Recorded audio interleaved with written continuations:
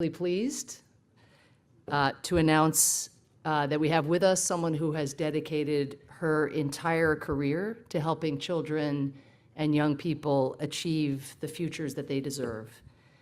Dr. Jill Biden is so dedicated to teaching that she kept it up as she took on the demands of being First Lady. I'm told she can be found in a corner of Air Force One grading her student papers because, as she puts it, teaching isn't just what I do, it is who I am. As First Lady, Jill Biden has done extraordinary work to support children and young people overcoming the challenges that stand in the way of them reaching their potential, whether that was the isolation of the pandemic or the rising costs of education or the scourge of horrific diseases like cancer. We could not be more thrilled to have her joining us here today to help take on another major threat, lead poisoning.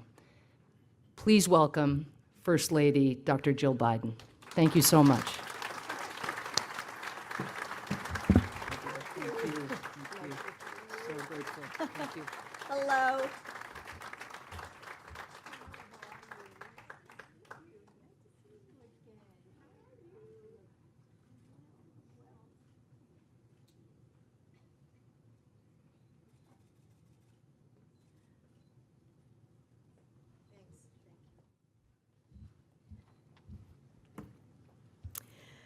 Hi, good afternoon.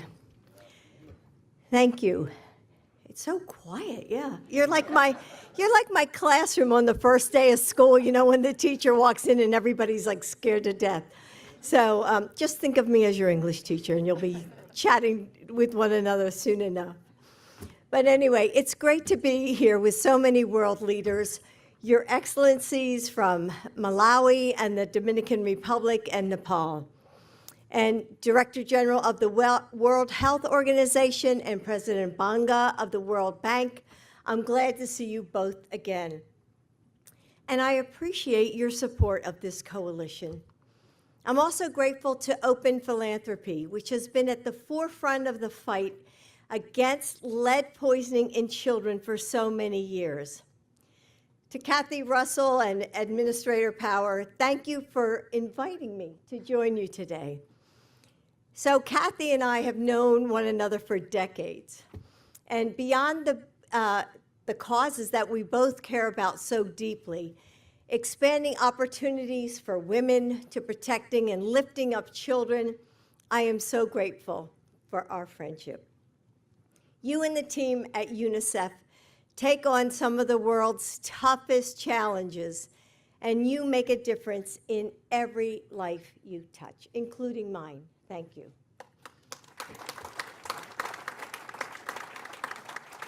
And Samantha, Joe's intrepid administrator of USAID, I am inspired by all that you do. The only thing greater than your determination to tackle humanitarian challenges around the world is your optimism for creating a healthier, safer, brighter future for people everywhere.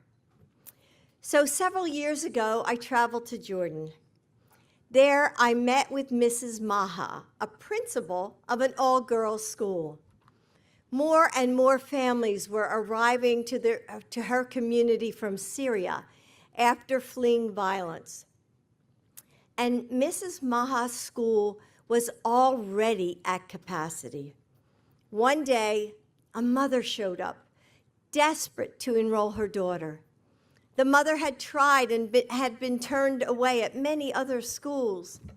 So with tears in her eyes, she pleaded with Mrs. Maha to find a place for her daughter. Mrs. Maha loves her students.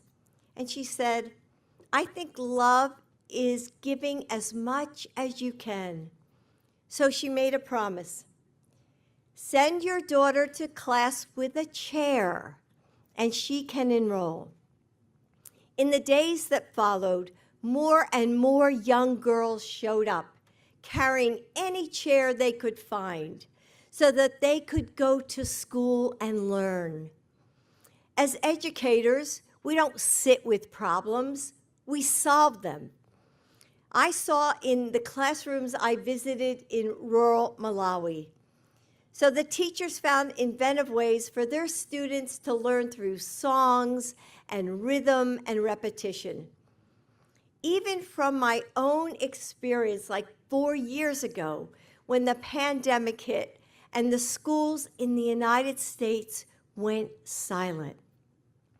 Overnight, educators had to learn how to use Zoom and reimagine lesson plans so that we could teach our students.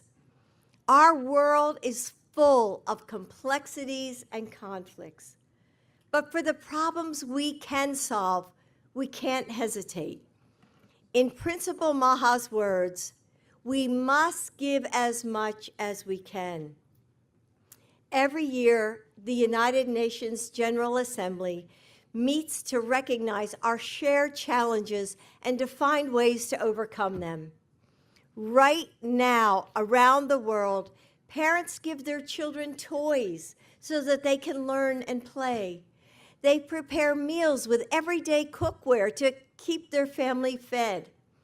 All the while, dangerous amounts of lead seep into their lives, and the consequences are irreversible. These children will never reach the full potential they were born with because lead poisoning is so pervasive. But it's a problem we can solve. I'm proud that this new partnership is committing more than $150 million, which will jumpstart efforts to end childhood lead exposures in developing countries. Yes, clap for that.